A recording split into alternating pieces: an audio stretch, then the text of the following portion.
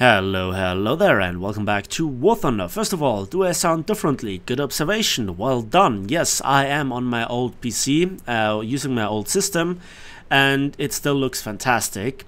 So, there are some personal reasons for that. Nothing serious, normal service will resume soon. And I am here again in a ship, a boat rather, 3.0 British motor gunboat, the SGB S304, equipped amongst other Taka with two frontally mounted 40mm.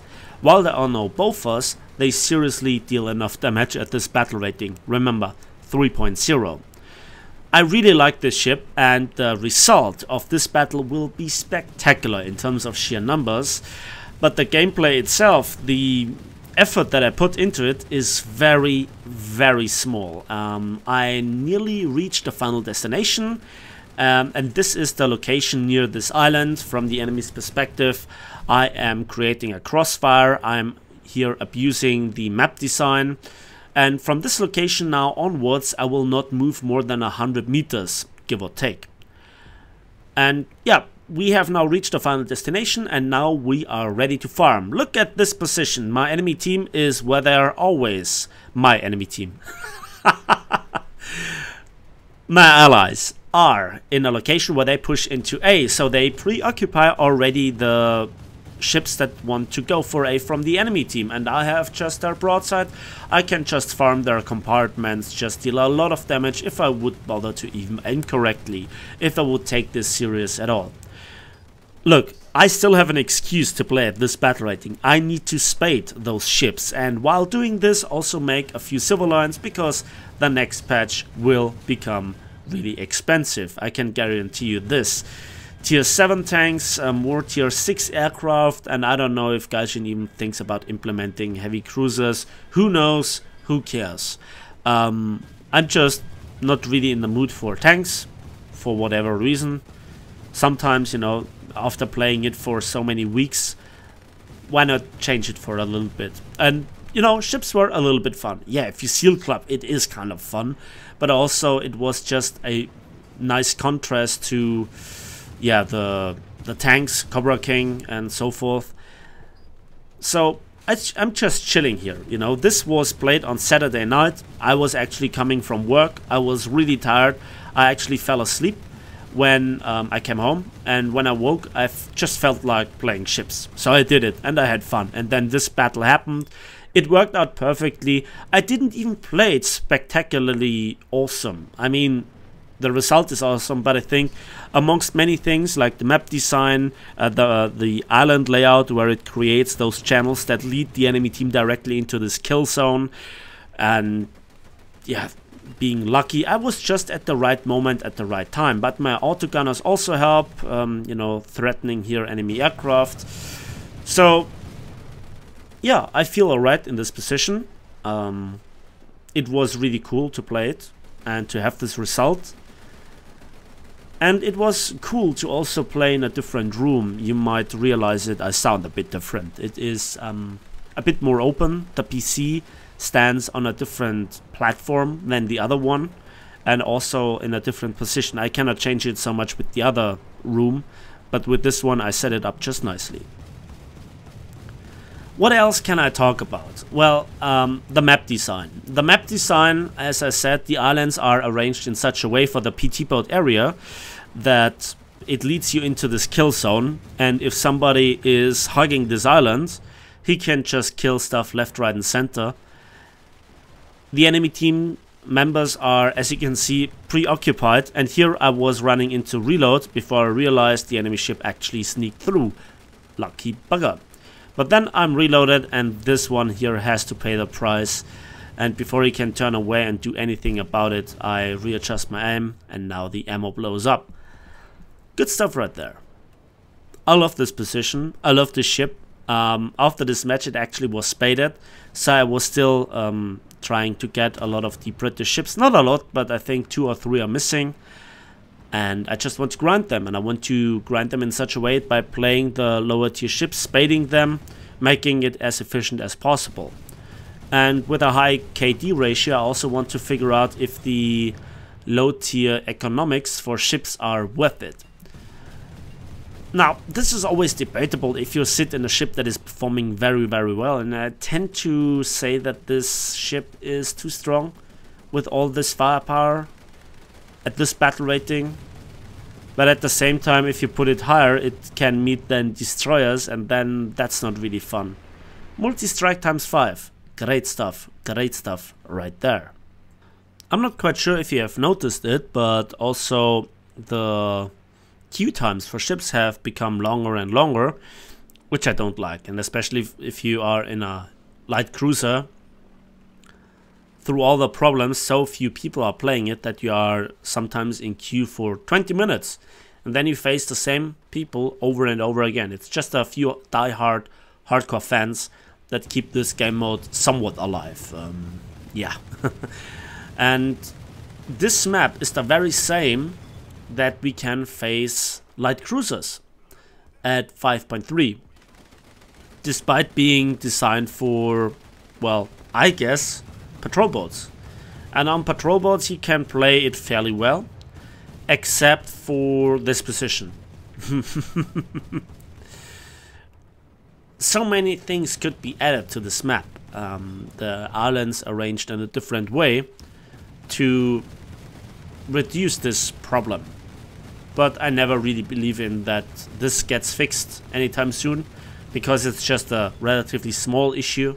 Maybe I was just perfectly lucky and my team helped me out. I mean, that was certainly the case. I saw some situations arise where somebody tried to flank and then my team killed him. Another multi-strike times 4 this time. Great stuff. At this moment I don't know what to say anymore. Should I just shut up and let you enjoy the rest of the gameplay? You know what? Let's try this. So we'll hear each other at the end of the game.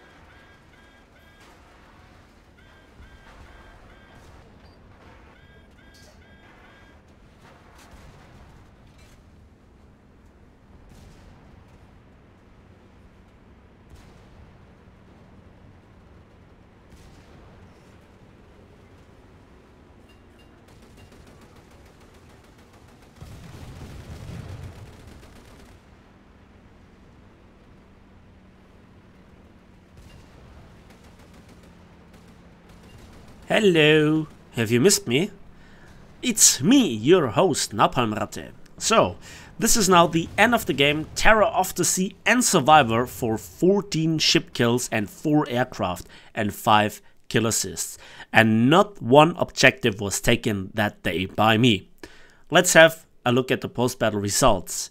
And yeah, there we can see 102,000 silver lines and 8,200 research points for a 3.0 battle rating patrol boat that is not having the premium status. No boosters, no wages, no orders were used. That's quite a spectacular result, if I may say so myself. So I think this was quite an interesting result.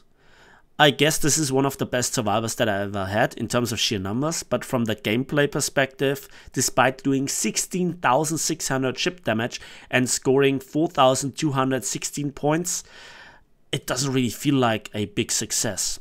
Let me know in the comment section. Also, can you imagine being a new player, trying out boats and then coming across a professional seal clubber like me in this case? That's quite an eye-opening experience, isn't it? That's it for me today, so thanks for watching, thanks for listening. I hope you enjoyed this video. Please give it a like if it did so, subscribe if you want to see more, and we'll see each other on the waves of War Thunder.